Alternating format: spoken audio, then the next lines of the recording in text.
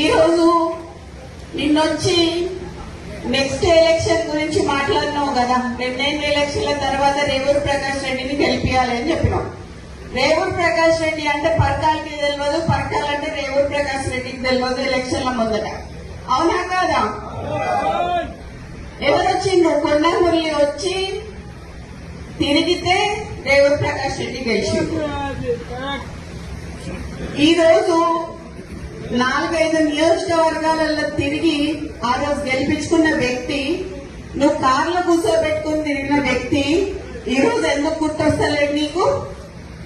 అంటే ముఖ్యమంత్రి అయితే కళ్ళు నెత్తికెక్కినాయా అని అడుగుతారా నేను నిన్ను? నాకు భయం లేదు. ఇవాళ పోతే రేపు 2 నాకు.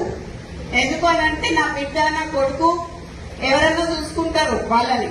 నేను ప్రజల కోసం పనిచేసేదాన్ని, నేను ప్రజల మధ్యలో ఉండేదాన్ని. ఈ రోజు మా నాన్న నాకు అట్లే పెంచిండు, నేను భయం లేకుండా పెంచిండు. నేనెవరికి భయపడను, సావుకి భయపడను. కానీ ఈ రోజు చాలా ఈ 2 ఏళ్ల వరకు ఎందుకయ్యా? ఇలా రాజీనామా చేయమని చెప్పు. ఇలా రాజీనామా చేసిన ఎలక్షన్లకు రా.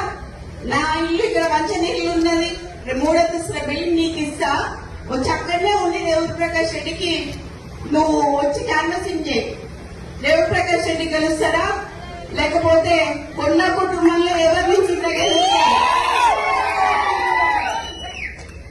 ఈ రోజు నేను